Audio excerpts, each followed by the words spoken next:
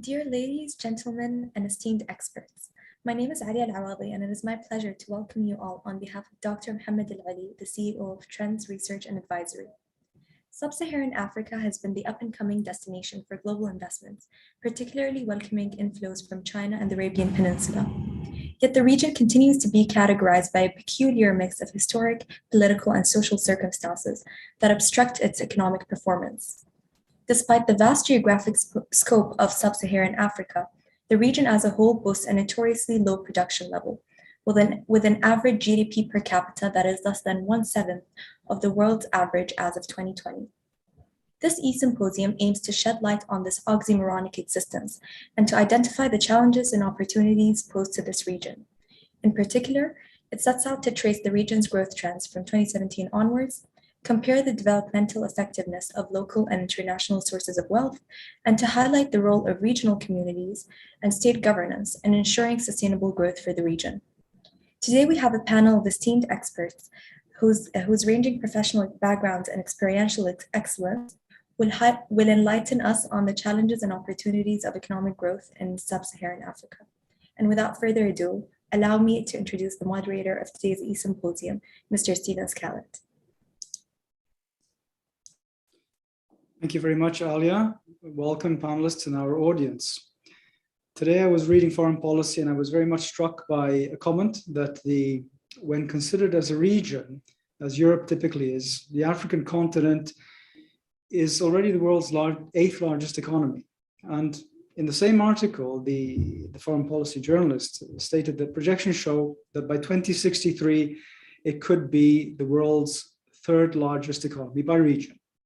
So it seems to me that today is all about potential. Welcome our esteemed panelists. I welcome Mr. Jacques Nel. First of all, Mr. Nel graduated with a master's in economics from the University of Stellenbosch and is currently head of Africa Macro at Oxford Economics. He's been there for almost a decade. With a deep subject matter expertise in the broad field of macroeconomics, his particular research interests include risk assessment and the drivers behind development. Mr. Nel, over to you for your presentation. Thanks. Let me just quickly share my screen.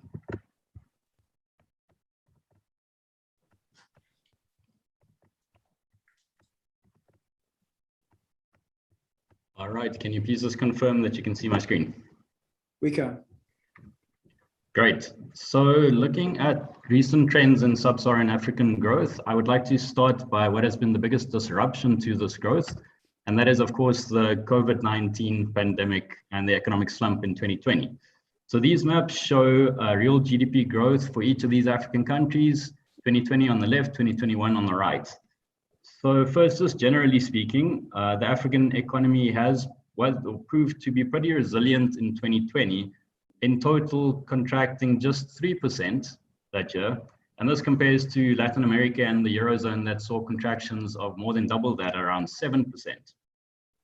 Generally speaking, this has been due to lockdowns that have been preemptive in Africa, not as severe, although there are some questions surrounding adherence to these lockdowns.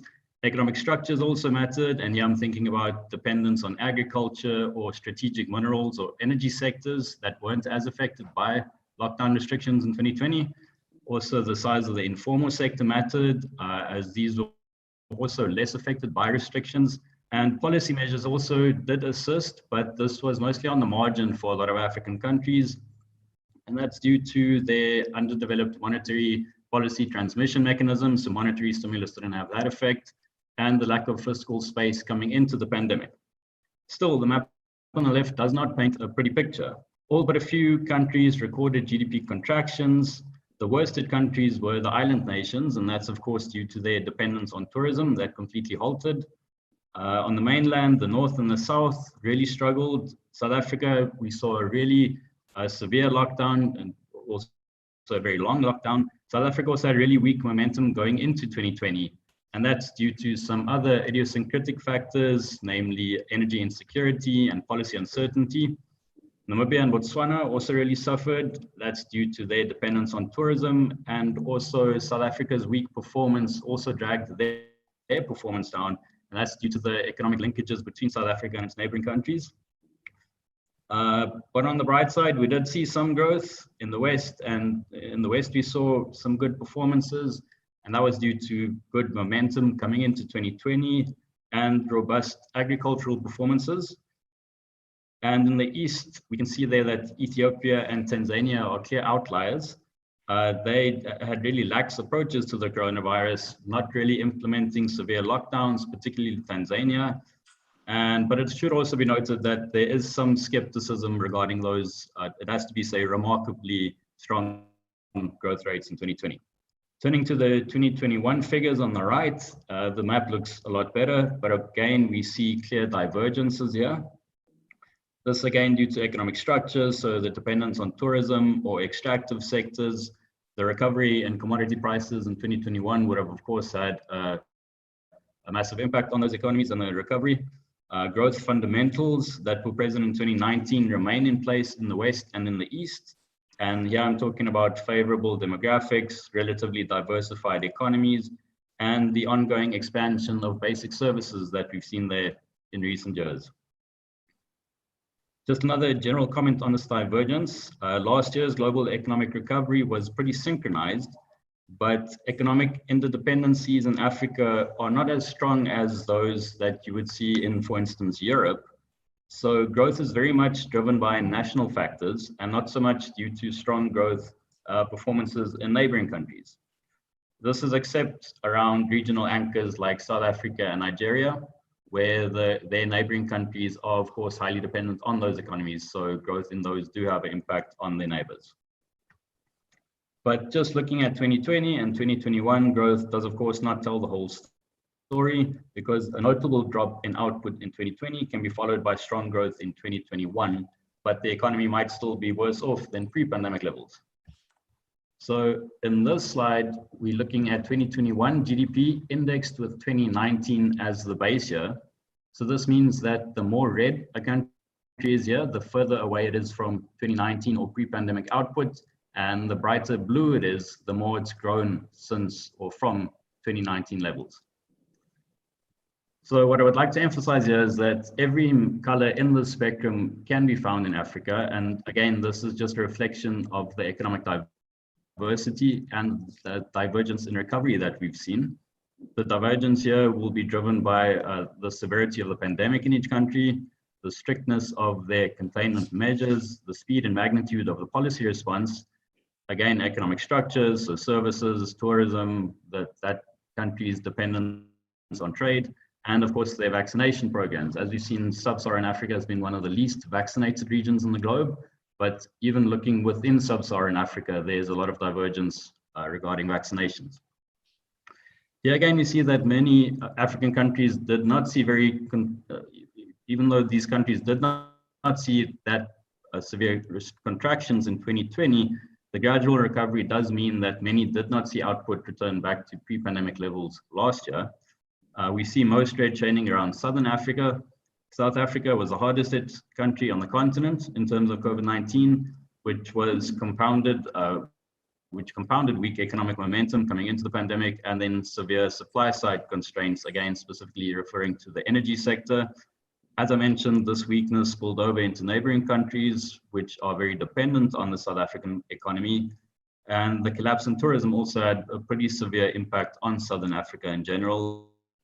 The bright red spot there is the Republic of Congo that saw another economic contraction last year, and that's due to a drop in oil production. Now looking at what has been driving this growth, these charts show GDP from the expenditure side.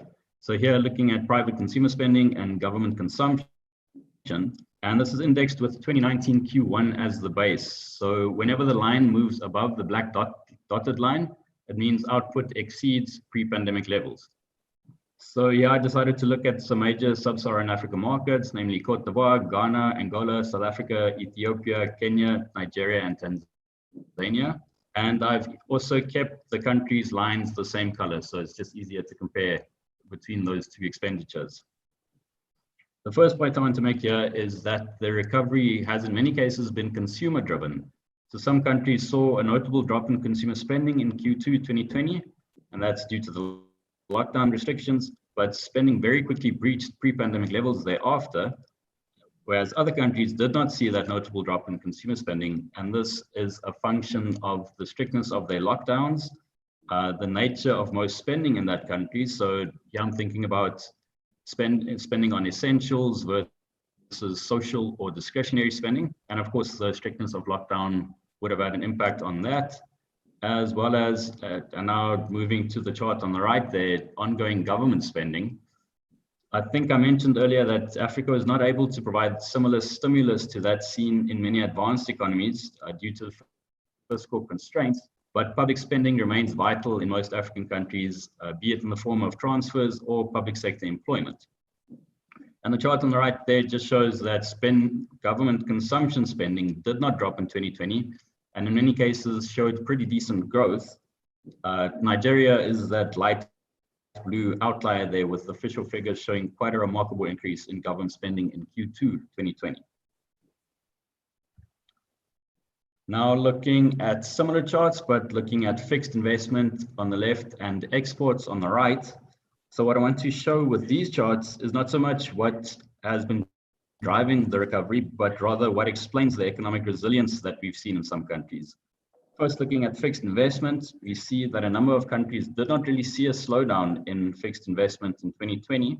And those countries are also the ones that proved to be relatively robust in 2020 and that are recorded stronger growth recoveries in 2021. So a growth model solely driven by increasing consumption and government spending and not accompanied by increasing investment and increasing productivity is of course not sustainable. And here we see that the best performing countries have seen strong investment growth and are expected to continue to see strong investment growth going forward. The chart on the right, looking at exports, also says a lot about economic resilience. Here we see a drop in all countries in 2020, and most of these countries have yet to see exports recover to pre-pandemic levels. However, the fact that some of these economies have seen output well above pre-pandemic levels just shows how less dependent they are on exports to drive growth, and so are less dependent on what is happening outside the country. Now, I'm of course not saying that exports isn't important, because as we know, external imbalances lead to a number of other adverse macroeconomic consequences, but growth driven by expanding investment and domestic consumption is a lot more resilient than growth driven by demand in other countries, particularly if that exports profile is highly concentrated in certain commodities. Right, so now looking at the actual topic of this talk, and that is the recent trends in growth. This chart shows the compound annual growth rate of the past 5 years for these sub-Saharan African countries. So by looking at the compound annual growth rate, this then incorporates the slump in 2020, but just compares GDP in 2016 to GDP last year, and then calculates the annual growth that would have been needed to achieve that on average. So so on the left, we can see the relatively smaller East and West African countries, with countries like Ethiopia, Tanzania, Cote d'Ivoire, Rwanda, and Senegal expanding by over 5% per annum over the past 5 years. As I mentioned earlier, most of these countries enjoy very solid growth fundamentals. So here again, we're thinking of favorable demographics. So this means dropping dependency ratios, relatively diversified economies. So they're not that dependent on commodities and specifically commodity exports, and the expansion of basic services. And here I'm referring to telecoms and financial services. And then at the other end of the spectrum, the reasons behind these poor performances are not that uniform and are pretty different depending on the country. This could relate to dependence on specific commodities, political uncertainty, and then the actual magnitude of the 2020 economic collapse, and then underlying drivers behind the recovery. And then finally, to look at recent growth trends from another perspective, this table just shows around which year we expect these economies to bring output back to 2019 levels. And this is important because an economy may have recorded decent compound annual growth over the past 5 years, but most of this growth occurred before the pandemic, and more recent growth will be very different to that seen before the pandemic. So we see most countries around 2021, 2022. The countries there in 2020 would be the ones that did not contract that year. And in general, we see the quickest recoveries in East and West Africa. As you go further down the timeline, idiosyncratic factors become more prominent as the drivers behind these slow recoveries. That's it from my side.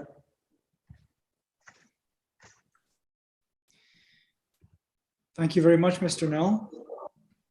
Thank you very much for that insightful presentation, which certainly got into some of the details. We hope to revisit those during at the end of all the presentations.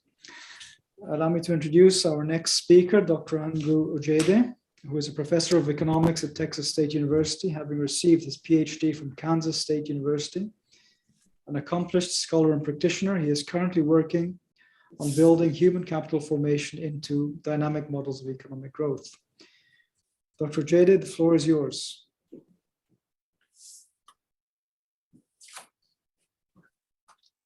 Can you see my screen? Yes, we can. Okay.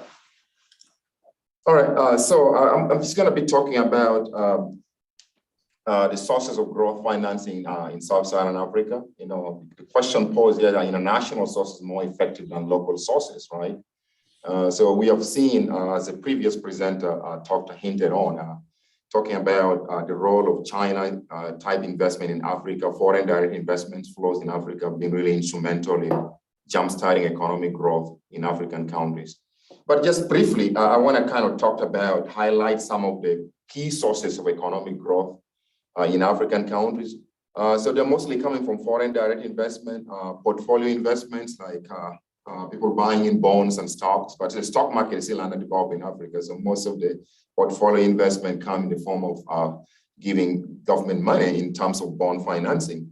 And then the other key source of external funding for most of the African economic growth is diaspora remittances. This has grown a big jump in worker remittances, Africans who are working in, say, Europe and the United States trying to remit money back home for to their home country. Some of them are purely for altruism. They're trying to help maybe pay tuition for their siblings or relatives at home. But a lot of it also go into investments, which contribute tremendously to African economic growth process. And then, of course, we talked a lot about bilateral and multilateral lending and foreign aid. We can't discount that, although there's a lot of controversies about whether foreign aid can actually help grow the economies of Africa if they are so dependent on it.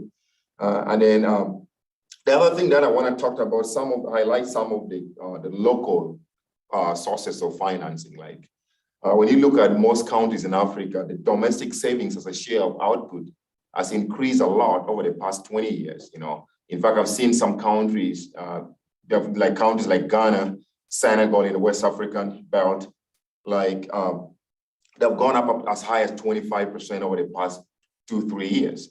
So a lot of savings within Africans are mobilizing savings. So maybe at some point in time, we should see those savings being channeled into investment purposes. And then also we see a lot of the private sector credit, from domestic banks within Africa. So there's a lot of lending of money into private sector. So that could also be a key source. And then of course, exports. Export, is a key generator of a foreign exchange for most African countries. So the question on which specific source of financing, whether local or international financing or external source of financing, more growth augmenting, in my opinion, it cannot be effectively disentangled in the data when you think about it. Because I think with increasing dependency and globalization, I would argue that local and international sources of financing are kind of complementary in the growth process rather than being substitutable. So you can't substitute one for the other. While there are numerous sources of external finance and foreign and exchange earners for many African countries, I'll focus mostly on the foreign direct investment, which has been identified as the key ingredient to boosting economic growth in Africa. But what we need to understand here, before China started to pour a lot of investment in Africa in the 90s, the 80s, and the 2000, early 2000, Africa did not take the full benefit of globalization compared to other developing country regions. In fact, when you look at that chart, somewhere up to around 2010, 2011, 2015, close to 2015, Africa has always been the least recipient of foreign direct investment. And there are a lot of studies which have been done to highlight why Africa receives the least foreign direct investments compared to countries in Asia, South America, and others. I'll highlight that as I proceed a little bit. And then in particular, when you also look at within Africa, within Sub-Saharan Africa, we have the four main regions: Southern, Western African countries, Central and Eastern African countries. We also see a lot of heterogeneity in these foreign direct investment flows. You can see that most investments have gone to South and Western African countries, with the Central and Eastern African countries receiving the least foreign direct investments. So investments are mainly concentrated on the Southern and Western Africa. And by the way, I do a lot of studies on this topic. When you look at every developing country region, there seems to be some epicenter or a country that attracts most of these investments. Like when you look for the last 3-4 decades, all FDI flows to like Asia, you find that China perhaps attracted more than 1/5 of all FDI flows to the Asian region, the Pacific Rim, When you look at Africa, there are specific hotspots that attract some of these investments, especially countries that are rich in natural resources tend to disproportionately attract more of this foreign capital than countries that are less endowed with minerals, oil, and other natural resource goods. So the data suggests that most, like when you look at times when an African country has discovered, let's say, some key natural resource. For instance, in 2010, when Mozambique discovered, an American company, Andako, discovered was one of the biggest deposit of natural gas in Mozambique. You see that there's a big spike in FDI into the Mozambique economy. This is true for all other countries. I know in Uganda, Kenya, these are countries that have recently discovered oil in the East African region, Ethiopia and others. You see a tremendous amount of investment poured in the country. So the question that we should be concerned with, I just published a paper in the World Economy. In that paper, we're showing that, if these investments are concentrated in just key natural resource sectors of the economy, it could actually be detrimental. We could end up with what we call in international finance, the diet disease problem, where investments are drawn away from some other critical sectors of the economy. And then overall, that could actually jeopardize the long-run economic growth of most African countries if we are not very careful. If we concentrate resources only in these natural resource sectors, and we ignore agriculture, we ignore health, education, and other sectors of the economy, I think that can be detrimental. In fact, we show in this paper, latest work, that as the share of resource rents as a percentage of the economy goes up, the extent to which foreign direct investment flows to that particular country impact economic growth gets muted, gets diminished, because of these negative externalities that are exposed in the other sectors of the economy and are suffering because resources get drawn away from them. So the question is, what sets of policies should host nations in Sub-Saharan Africa be putting in place to make domestic and foreign capital more complementary in economic growth process? How can we make domestic investment that are mobilized locally and foreign direct investment complement the growth process of African economies? Okay, as I said, FDI has been one of the main conduits where technologies are spilling over to the African countries. And one of the things that that people ignore is the degree of interdependency between different African economies. These countries are highly interdependent. Africa has got several trading agreements. Like you get like ECOWAS, the Economic Cooperation of West African States. You got this South African Development Corporation, COMESA, which is a common market for East and South African countries. And then you got the other trading agreements. So these are things that can enhance interdependence. And what we show in our current research is that if a foreign direct investment goes to, like, say, a particular country like Kenya, it does not only generate economic growth process for the Kenyan economy, but it has got tremendous regional spillover effects. So that tells us that, perhaps African countries or African government need to partner to develop, say, infrastructure that can ensure that these spillover effects are maximized across the board. You know what I mean? Yeah. So there's a lot of space-time dynamics of FDI and other foreign capital. Okay, I just want to share with you this picture here. This is also coming from our recent one. Just emphasizing the importance of foreign direct investment in African economies, right? So you can, so the picture, the first two Sub-Saharan African map that are plotted, figure C1, basically showing, but between 1990 and 1991, I'm talking about the GDP per capita growth rate in African countries. You get to realize that, you know, there were very few countries in Africa before 2000 that were growing at a rate of 4%, right? You know, very few of those countries when you look at it on that map. But from after 2000 to 2016, you can see there's so many countries in African countries with growth rates now surpass 4%. They're growing at a much faster rate. And some of that is tied to foreign direct investment net inflows. You can see the picture on the panel at the bottom. I'm comparing the extent of foreign direct investment flows as a share of the economy between before 1999 and after 99 period, or the 2000s. So you can see that there have been tremendous flows of foreign direct investment, mostly coming from China in the 2000 and 2010 to African countries, you know, and to exploit some of those natural resources. And that kind of tied to the African economic growth process.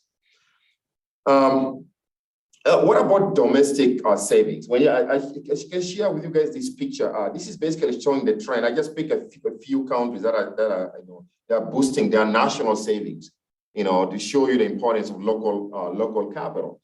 You can see Ghana, Senegal, and Tanzania. Most of the countries in Africa, whether you're in the East or Central or West African countries, national savings as a share of output has increased tremendously over the last few decades, you know. So but the problem now is with all this savings mobilization in the African economies, you know, do we have enough ingredients or enough policy environment that can actually make this African investment thrive within the African economy itself? Then the other thing that I see which is promising is the domestic credit to private sector as a share of the economy. I find that when you look at the East and South African region, you know, bank financing or domestic private credit to the private sector as a share of the economy has increased tremendously, disproportionately more than the West and Central African regions. But this is also a very good source of financing. But the key constraint, which is making local capital, not local African businesses, not thrive compared to foreign businesses. One of the key issues of like interest rates, the cost of capital. You know, when you look at that, most African countries have stabilized the economy. You know, we talked about inflation have come down tremendously in many African countries, and yet lending interest rates or the cost of capital have remained as high in some countries as 25%. So the question is, where in a world would an African business borrowing money at a rate as high as 20-25% compete with a foreign company? And that's no wonder. That's why there's so many Chinese companies in Africa, because they are able to bring cheap capital from China and pour on the African economy. So they are basically out-competing the African businesses in almost all sectors across the board. So unless the lending interest rates or the cost of capital in Africa comes down significantly, you know, I know the African businesses they're not going to have any shot at like increasing their investments on the African continent. That is one thing. You know, you ask yourself, if the macroeconomy has already been stabilized, we've seen numbers from the World Bank, IMF, and from the African governments themselves, you know, inflation should be tied to interest rate. That means that there should be some other structural problems within these African economies that make the cost of capital really high, which should be addressed by African governments if they want African businesses to thrive in those type of economies. So here are just a few highlights of some of the things that I see as limitation of sources of growth financing in Sub-Saharan African countries. One of the things that I find is that it has been irregular and inconsistent taxes and regulatory policies across the board. So you find that, you know, tax policies, like say in neighboring countries, are very inconsistent. For the most part, when foreign companies relocate investment in a country, these countries, African countries, are very small. So if they're investing in Uganda, they want to maximize on the entire economies of scale for the region. But if we have these irregularities and inconsistencies of policy framework, policy environments in regional economies, then these companies can inhibit the ability of these companies to invest in those economies. So unless there's some kind of, when you go back to the 80s and the 90s, and when the World Bank and the IMF recommended the structural adjustment policy reforms in Africa, there had been some kind of concordance of liberalization policy on the African continent. But after a while, many countries started, conducting their own tax policies, policies on investment differently from each other. So these types of, unless when we harmonize this investment environment policy-wise, we're not going to realize a lot of benefit from that. And then there are policies that act as deterrent to within Africa trade and trade with the rest of the world. One of the key issues that has been identified in research, even one of the research that I just published, is the issue of trade.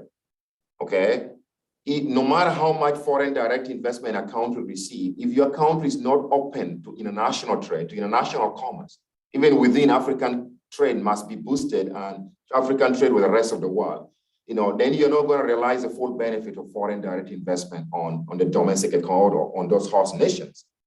And then I talked about the high cost of capital, and then there's also lack of cooperation in developing regional infrastructure, which maximizes interdependence and regional spillover effects of foreign direct investment. Think about it. There's so many African countries, including places like Uganda, where I'm originally from, which are landlocked countries. These countries, don't have access to the sea. So think about it. So development of infrastructure like pipeline infrastructure, for transporting like crude oil, to gain access to the sea for export of those products would be crucial here. So we need a master plan for Africa infrastructure, that connects all these countries. If we want the benefits of all these foreign capital and even local capital to be complementary in the African growth process. And then there are also unstable political and poor institutional environment with high risk of expropriation, limit investments in other sectors of the economy.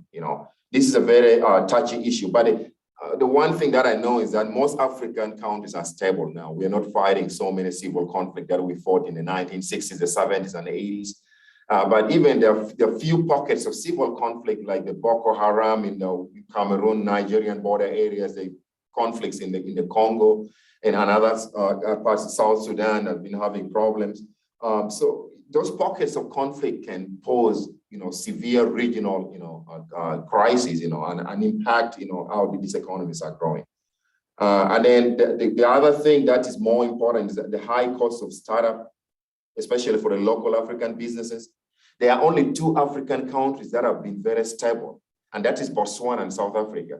They have got the lowest cost of business startup procedures as a share of gross national income. When you look at the rest of the African countries, the cost of starting a business is really high, and that's the killer for most African business startups. They cannot, they cannot thrive in that type of environment.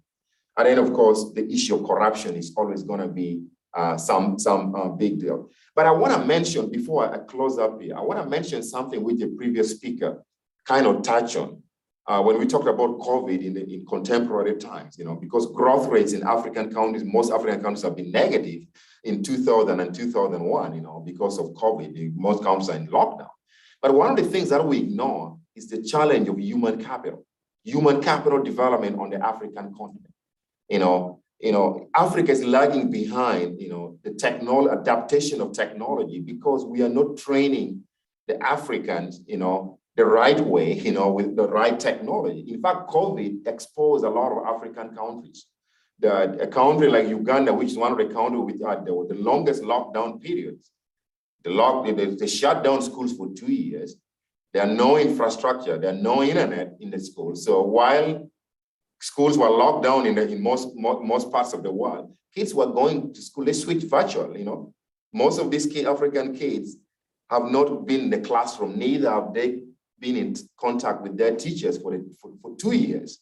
So think about the long-term impact of human capital development. And yet we know that all this environment, this capital, like foreign direct investment, if you lack human capital, then the impact of economic growth is going to be muted, and then of course, the grand problem is corruption, which is always one of the biggest issues on the African continent that people always don't want to talk about, but that is a big issue. When you look at some of these investments in Africa, the corruption that go through, some of these deals and whatever is Africa, you ask yourself, are we getting the right type of deals when these companies come and invest in Africa?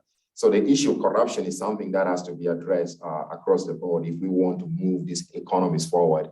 But in my closing remark, the idea that we can say foreign or local capital, whether one is more important in African growth process, that should not be an issue. We should not be like cherry picking that for in this age of globalization. Local and foreign capital are complementary in the growth process of any country, of any nation. A country cannot grow in isolation with others in a dependent world. That is just simply not possible. So I just want to end here. Maybe we can answer some of the questions during the Q&A session. Thank you very much. Thank you, Dr. Ojayde, for that very interesting, wide-ranging presentation. We appreciate it. Our next speaker, Mr. Johann Burger, is the Business Development Manager at the College of Business and Economics at UAE University. He was previously Director of the NTU SBF Center for African Studies in Singapore and Director of International Programs at the University of Stellenbosch Business School in South Africa.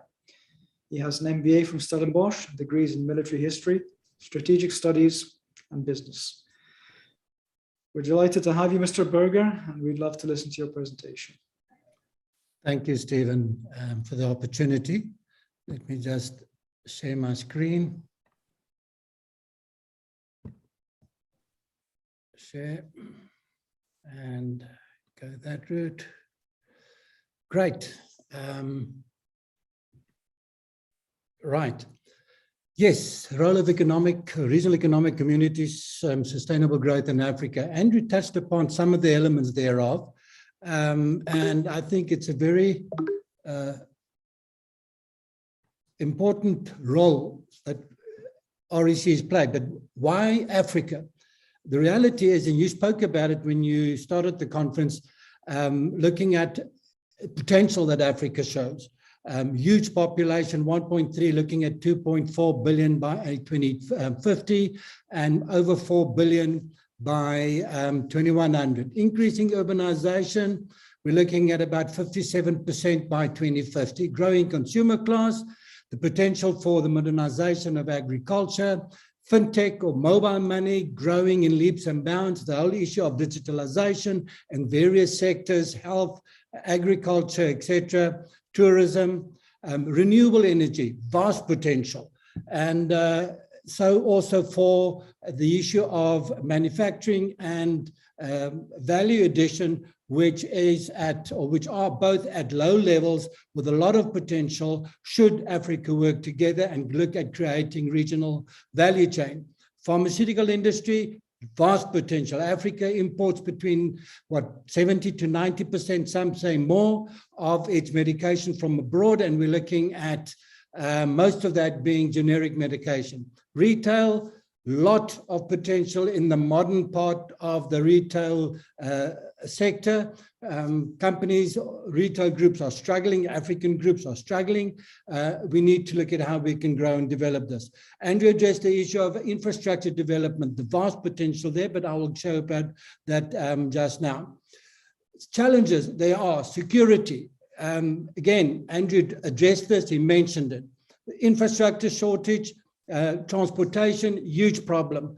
Companies, or countries rather, are not connected to each other with good, high quality roads, railways, ports, and airports. Energy is a challenge, water is a challenge, housing and offices as well. Then in terms of food insecurity, Africa imports between 35 and 41 billion food annually net. We have the problem of aging farmers, 63 years old, and the youth are saying we don't want this, and they're leaving for the cities.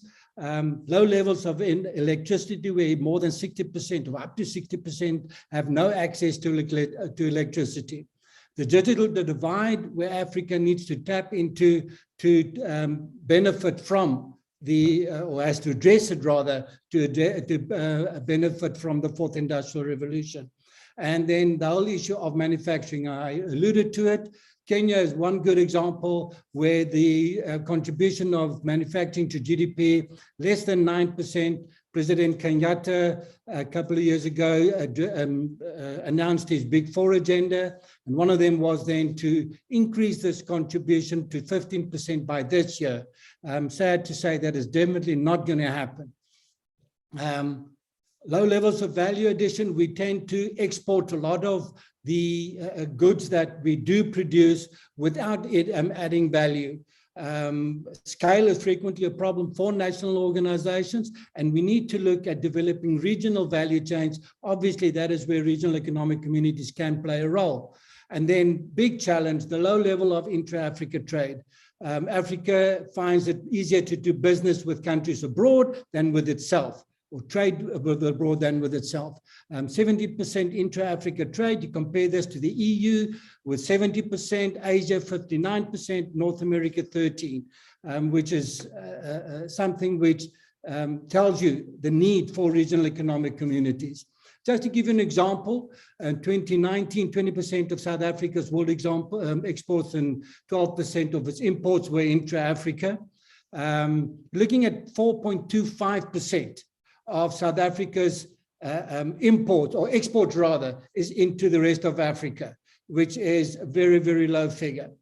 Now, what is the broad objective of free trade areas, or then regional economic communities, and who are these existing RECs? So in Africa, there's a whole range of them. The first four that I have there, the East African Community, the Common Market for East African States, East and Southern African States, and then the East Economic Community of West African States, ECOWAS, and SADC. They are the four prominent ones in Africa. Up until now, the others are there as well, but they're not as visible and high profile as those four. The purpose of this, obviously, of these free trade areas is then for countries and businesses to benefit from regional economic integration. In Africa, the African Union made the point and said, the purpose of the RECs in Africa are to facilitate the regional economic integration between members of the individual regions and through the wider African economic community. Now, the benefits of these RECs, mutual gains, increasing the levels of trade and investment. And just now, when I will be addressing the latest development in this regard, namely the African Continental Free Trade Area, we can actually see what I mean by that. Creating a bigger market, you can get scale. Pharmaceutical, you can think for yourself, it requires a lot of scale. And at national level, Africa doesn't have what it takes to be able to launch its own pharmaceutical sector and industry. Hence, that fact that we import vast amounts of our needs, which, as I said just now, generic medication. Increased economic welfare, rewards, economies of scale, better efficient allocation of time and resources, and obviously the fact that greater business competition can catalyze economic reforms. Keeping people on the straight and the narrow. Right, let's talk about the African Continental Free Trade Area, which has been coming along since 2012. And the aim thereof is obviously to see to what extent can we improve to everybody's benefit trade within Africa and everything that goes with it in terms of investment, intellectual property rights, and competition policy. Because, as I've alluded to, with average tariffs of 6.1%, businesses face higher tariffs when they export within Africa than when they export outside of it. Now, why the African Continental Free Trade? The purpose thereof, the objectives, creating a single market for goods, services, etc. Liberalize the markets, get rid of tariffs and non-tariff barriers, and then to lay the foundation of the establishment of a continental customs union at a later stage, and then free up the movement of capital, of people, and not only of goods and services, obviously, as well. That is the other factors. They are obviously also important, but for the interest of time, I will not address them. The specifics of the African Continental Free Trade Area it covers a market of currently 1.3 billion people and a GDP of about 3.4 trillion US across all 55 members. It will be the 8th trading bloc in the world, and it will be the largest free trade area since the formation of the WTO when you look at the number of members. Now, if we have a look at that by 2030, Africa's GDP will have doubled to 6.7 trillion when you look at the impact of the African Continental Free Trade Area. The scope obviously exceeds that of a traditional free trade area, and it's complemented by a number of elements, as I said, referred to the free trade movement of people, the right to residence, and very important, in addition to the right to establishment, the single African air transport market. It is extremely difficult to move within Africa via air transport. If you come from abroad, you want to go to Rwanda, for example, there's no direct flight unless you come from the UAE or from Ethiopia. If you're in Singapore, there are a number of options that you can take. One that you cannot take is fly directly into Rwanda. And that is not unique to Rwanda either. A whole number of countries in Africa struggle with this situation. Now, in concrete terms, it means no tariffs on a large variety of goods, removal of non-tariff barriers. To facilitate the flow of goods, there will be cooperation between the various customs authorities. You have access to markets of all African countries on terms no less favorable than the domestic suppliers. It also obviously to facilitate the establishment of regional value chains so that we can add value within the regions without having to export oil from Nigeria to Singapore, for argument's sake, have it refined there and then import it again at a much higher cost. Very important element is the whole issue of the dispute settlement mechanism. I will address that shortly, and then recognize the fact of and the prevalence of African intellectual property rights, facilitating intra-African investment. Andrew did refer to that, and addressing anti-competitive challenges.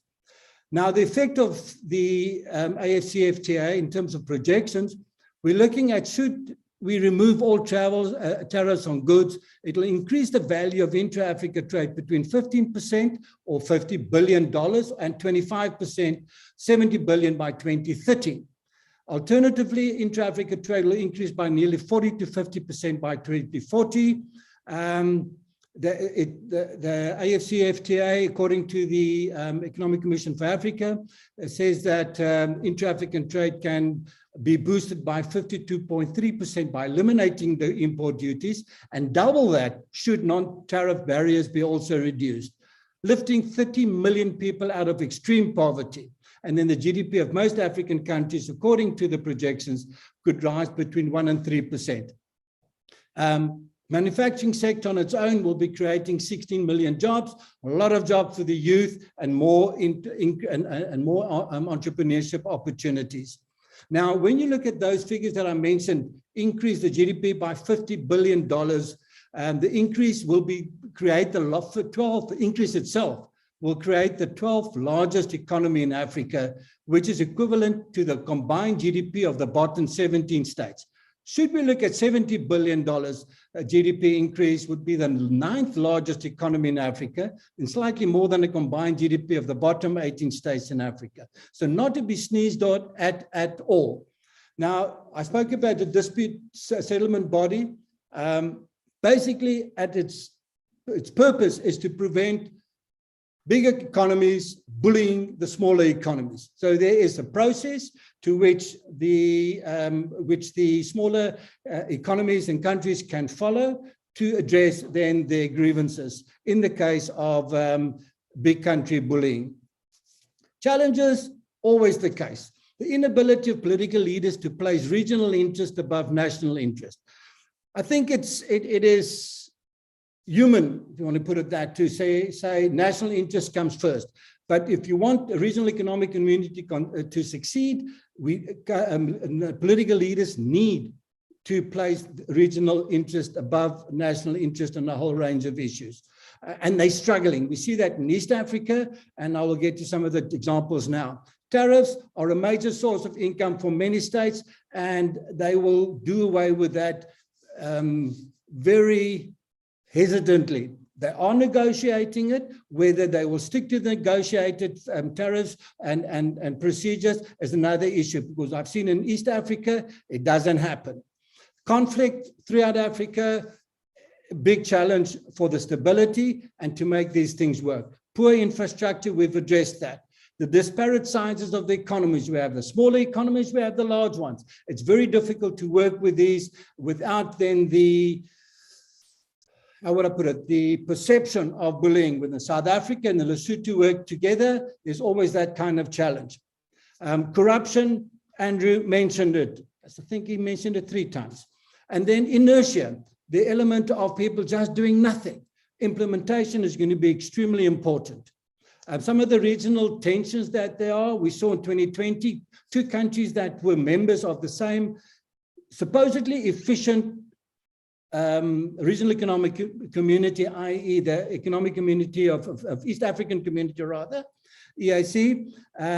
You had the aviation wars, a kind of a tit-for-tat scenario.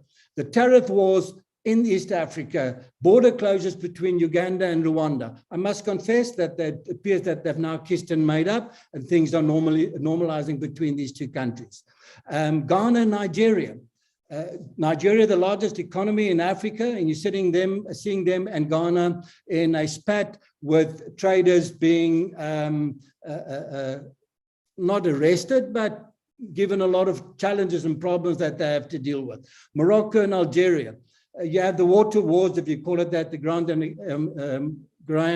Ethiopian Renaissance Dam, which is creating strife and conflict between Egypt, Sudan, and Ethiopia. And then the number of military coups and terrorism attacks throughout Africa.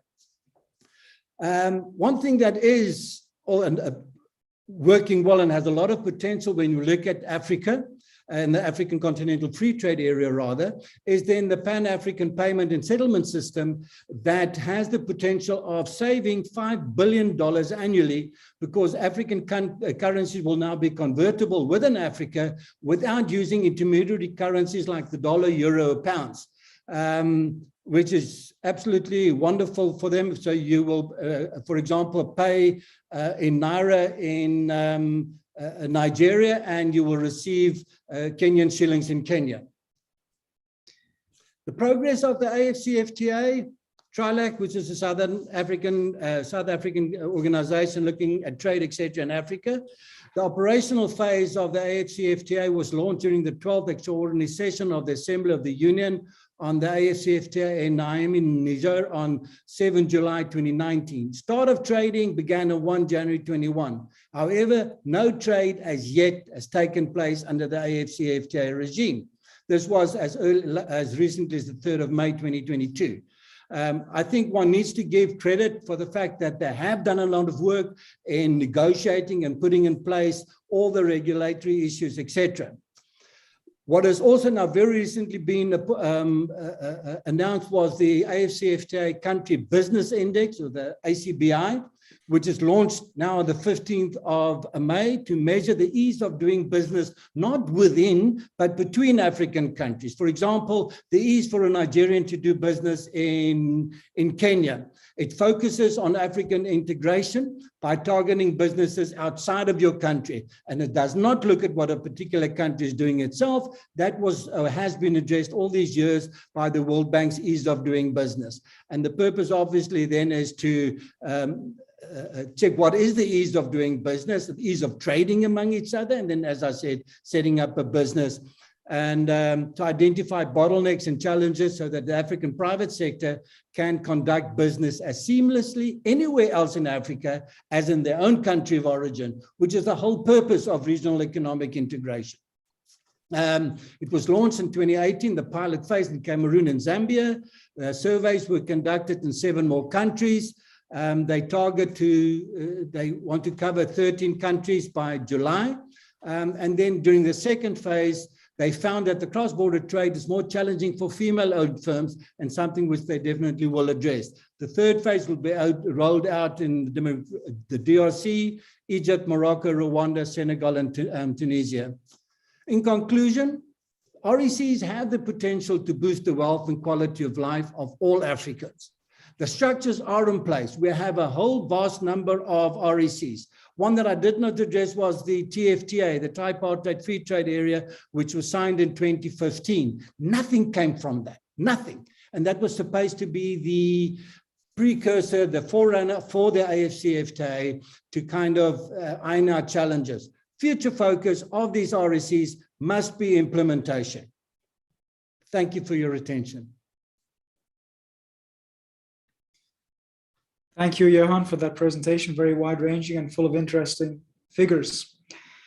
We hope to revisit some of those in the discussion at the end. Our next speaker, Mr. Francis Obi, is a very well-known development economist from the Gambia, having graduated in undergraduate and postgraduate economics from leading universities in the US and UK, respectively. He has since specialized in emerging economies, and in particular, the nexus among institutions, informal economy, migration, and financial markets. Mr. Obi, the floor is yours for your presentation. Thank you very much, Stephen.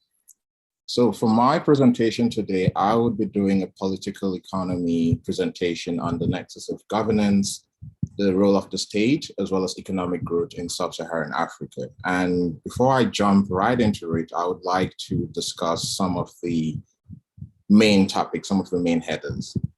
One of which is governance. So let's start off with what is governance. Governance basically means overseeing as well as controlling and directing the state, affairs of the state. So that includes the resources, that includes human capital, that includes different regions, different organizations, all of that includes governance.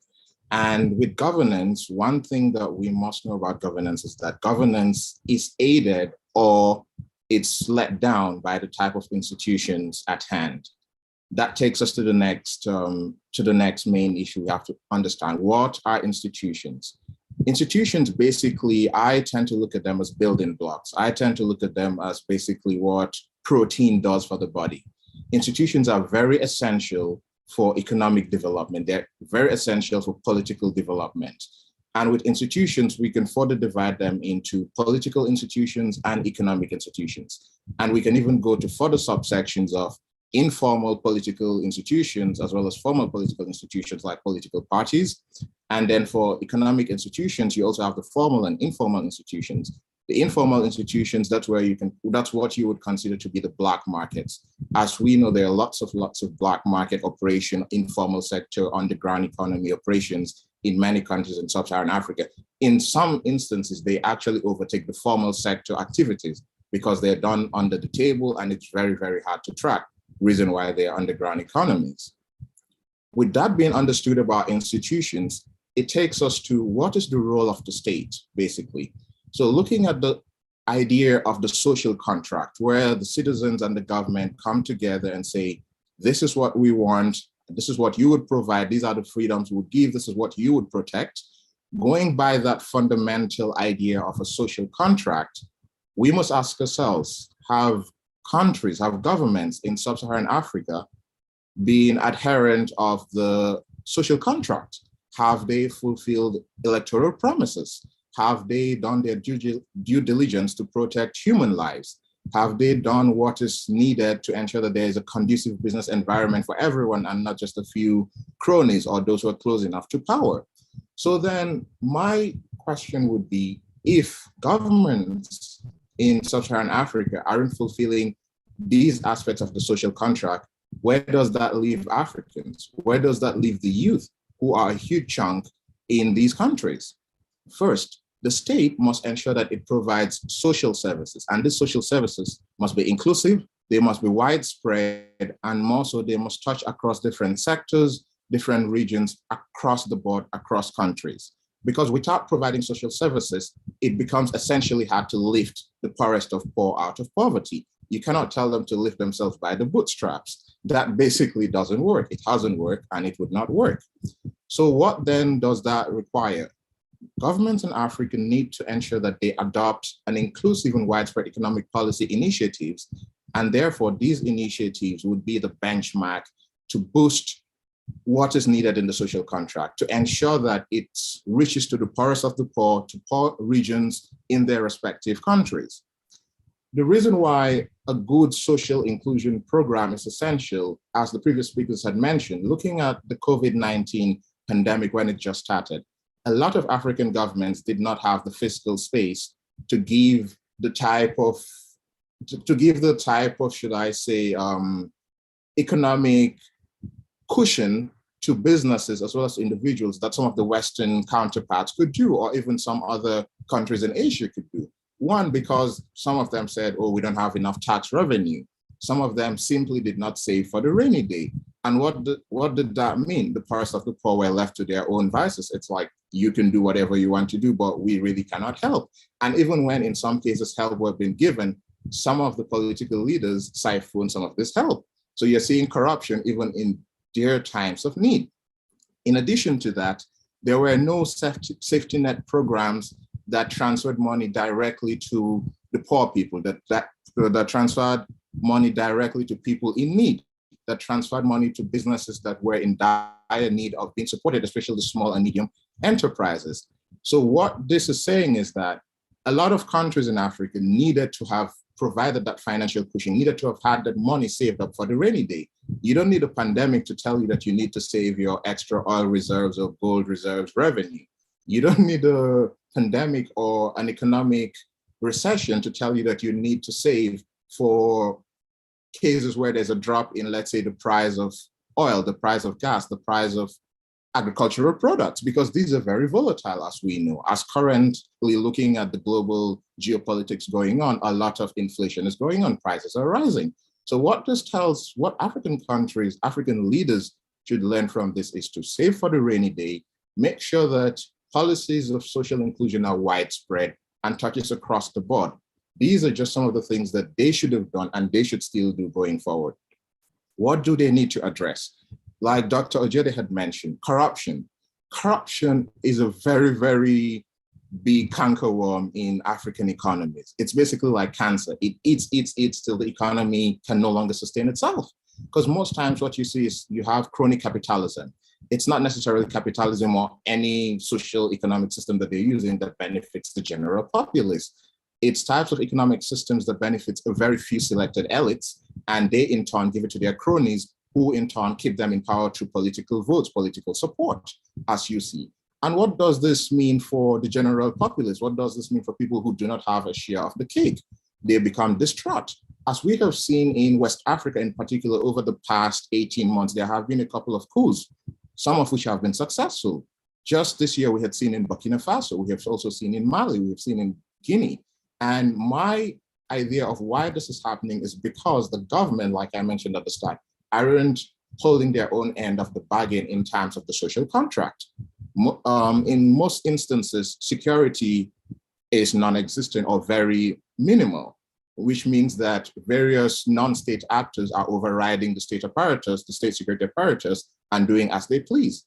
In addition to that, a lot of people do not have food to put on their tables. If there's no food to put on your table, nothing else likely would matter to you, because if there's no money in your pocket for you to buy food, to be able to afford your basic necessities, your basic needs, you basically feel as though the government is not there for you, and rightly so, because the government should be able to provide cushion, should be able to provide that social services, that safety net, which is not there. So corruption is one issue that must be tackled in terms of the governance issue. You cannot have good governance without addressing corruption, without addressing things like neo-patrimonialism, without addressing things like crony capitalism. You must ensure that these things are being addressed. Because moving on to something like economic growth, for governance to tie into economic growth and ensure that it's widespread and it's long-term, you have to reduce unemployment. How do we reduce unemployment, especially for the youth? Because according to the African Development Bank, they had a plan between 2016 to 2025 to create 25 million jobs. Have those jobs been created? No, they haven't. Is it close to getting to it? We're in 2022, 3 years from now. It's nothing close to reaching that amount of jobs that they had intended to create for the region, for the continent itself. So where does that leave us? You have a lot of underemployed people, you have a lot of unemployed people. And underemployment, while some might say, well, they have employment, it's not good enough because it's not the type of employment that certain individuals would need, but it is what they would have to take because they do not have the right jobs. They do not have good enough paying jobs. I'm not even talking of extremely high paying jobs, good enough paying jobs that affords them decent wages, decent standards of living. You don't have that. And 1/3 of 420 million youth were unemployed in Africa within 2016 till date. That is a huge chunk that have been unemployed. In addition to that, poverty in Africa, according to the UNCTAD, had stood at 478 million people who were in extreme poverty in 2019. So this is before the pandemic began, pre-pandemic. And as of 2021, the estimates were at 490 million people that would be in extreme poverty, which means that in sub-Saharan Africa, our poverty levels aren't going down. Yes, certain countries might show numbers that show that they are reduction, but when you look at it as an aggregate, it's not going down, it's going up. Yes, COVID-19 has exacerbated that, but what do we do? Where do we go from here? That is very, very important. One, we must ensure that we harness human capacity development. We must ensure that there's investment, public and private sector investment, just like Dr. Ojayde had mentioned with regards to both investments from domestic actors as well as foreign actors. Investment that is long-term, investment with the goal of boosting economic growth, boosting economic development. That means that it must be put in sectors that really, really need it. Take, for example, Nigeria. The oil sector is by and large a well-established sector. Putting in more money into the oil sector while alienating other sectors that need it, like healthcare, for example. The COVID-19 really exposed the state of healthcare in Nigeria and many other African countries. This is the time to invest. Now that we're starting to see certain numbers increasing in terms of growth, this is the time to do public and private sector investment in critical sectors of the economy. You don't wait till the rainy day comes before you start building your home. You build it ahead of time, make sure that everything is ready, everything is in place. That way, whenever the rain comes, you would be prevented from the devastation of it. In addition to that, I think the African Union has been doing a lot of good work in certain aspects, but it needs to double up its efforts. Because with the 2063 agenda in mind, you cannot achieve an agenda if you don't start building now, if you don't start putting the building blocks, the protein in place. So to achieve what we want in 2063, we need to start now. We need to tackle youth unemployment. We need to tackle insecurity. We need to tackle terrorism on the continent. We need to ensure that there's good governance, ensuring that democratic gains are being sustained, are being promoted, are being enhanced, ensuring that dissatisfaction by certain regional actors are being addressed. Because once you leave certain grievances to grow for long, it becomes an issue. The state government cannot control it. And then what does that lead? Sometimes it leads into armed conflict. It leads into fight for territory, fight for resources. And if you're not careful, you could lose your government by coups. So that is to say that there's a lot that needs to be done in terms of the political economic space. Governance is a complex issue. It has lots of moving parts, but it definitely can be done. There are ways to do it. There are lots of countries that you can look at model democratic governance examples, like Ghana, for example. They have had switches between opposition parties smoothly. Senegal is another one. You've also had in Southern Africa countries where there's been transition governments. So what we need to do is to make sure that we support and promote enhancement of these democratic exchanges and promote good governance. Good governance is basically non-negotiable if you want to make sure that your economies also work well. Because even if your economies are producing the best numbers, but the governance is poor or only a few people are benefiting from it, there's going to come a time when you'll have to pay. So we just hope that we don't pay too dearly in these African countries. I'll wrap up there for now. Thank you. Thank you, Mr. Obi, for fitting the missing piece, governance, together with the economic analysis that preceded it. I think it's quite clear that there are many commonalities, many themes emerging from the discussion, and we'll seek to address them. I think we only have time for a couple of questions, and I would like to address the first one to Johann. Among the challenges that you identified as facing regional economic integration, and there were several important ones, but which one would you select as the preeminent reason standing in the way of very important economic integration? Stephen, thank you for the question. I think that the point that I concluded with, the issue of implementation goes together with leadership, goes together with governance, goes together with the lack of corruption, goes together with the issue of doing things. We've had presidents like the former president of Zambia and the current president of Rwanda saying that Africa needs to stop planning and start doing. And we need to do that with the focus on making things work. The fact that we have 16 months of AFCFTA being in operational, and we still do not have a single trade under the auspices of the AFCFTA is a source of concern. We have a period, a kind of a honeymoon period, if you want to call it that, where things need to be seen to be done, and it's not being done, and people will lose faith, trust, hope. So if we can get the African leaders to commit to adhere to the rules, the regulations, the principles of regional economic integration and make them work, then we will have a major step. We must start doing and stop planning. Wonderful. Thank you for that answer, Johann. The second question I would like to address to Dr. Ojayde.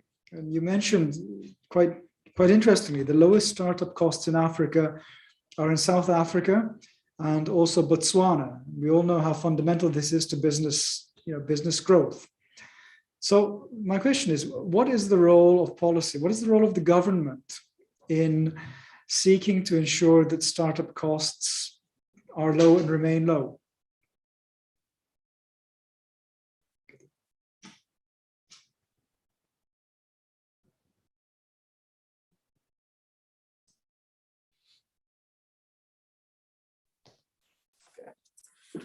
Yes, I think fundamentally, the cost of doing business sometimes, it's the government that, that has to solve most of that, because I think corruption is one of the issues. When you ask me, how long does it take for an African business to register business for the first time, to get a license or to run a business, where you have to move file from government office A, B to Z, and every step of the way, you need to bribe somebody along the way for your file to be moved, to be registered as a business. So on the one hand, government can do a lot in making sure, ensuring that, licensing and business startups are not a big problem. And the government can also provide training of African entrepreneurs, young talents in Africa which are coming up. We don't see that a lot on the African continent. It's kind of like you're left in the call on your own. Job fairs and stuff like that, opportunities for businesses, business startups, entrepreneurship. Those are some of the things that the government could do a lot on its part, and then reduce taxes. I want to give you one example. There are some African countries that are taxing remittances. So the workers who are in the diaspora, who are supposed to be sending money for investment in their home countries, they tax that capital before even the capital has been put to use. So you're literally killing the business before it takes off. So those are some of the things that the African governments need to put to take good eye at making sure that Africans can easily open their business activities, reduce taxes and stuff like that on them, and then so I would stop there, but there could be some other things that could enhance business operations in Africa, but those are the things that I feel like are lacking. Corruption is number one, and then the second thing is taxation, is killing African businesses from the start. Some can't even start because of that. Thank you. All right. Thank you, Mr. Ojayde. That was very insightful. I think we have time, maybe one or two more questions. So I'll address one to you, Mr. Obi. At the moment, there's only one African country with a seat on the G20, and that's South Africa. Do you foresee that in the future there might be space for another African country or more? And we'll ask you for if so, we'll ask you for an estimated time for that happening. Okay, thank you very much. I think it's I wouldn't say unfair, because global politics, there is no fairness in it, but I do think there should be more than one African country in the G20. And I had read up a report that said there's a proposal for G20 plus one, and the plus one would likely be the African Union, which would be a good step, because as opposed to having to choose which country would be there, Nigeria could stake a claim because of the size of its economy. Egypt could stake a claim, Kenya, and so many other countries could stake a claim. So rather than that, I think the African Union taking a place hopefully would be better off in terms of advocating for issues concerning Africans as a whole, rather than picking one particular country. But I think it's long overdue that there should have been more than one country there. Likewise, even when you look at the UN Security Council, there are places where African countries would have more representation, but most times it's just one or two, almost like a token. And I think the African economy, like you mentioned at the start, is too big enough for it to be considered as a token, for African countries to be given token spaces. So I think it's time that we occupy our rightful position, our rightful places, without it looking like a handout. Thank you very much, Mr. Obi. And the final question inevitably would go to Mr. Jacques Nel. A remark from myself before I ask the question. It seems to me that the shocks to the external environment that the world has been subject to over the past couple of years.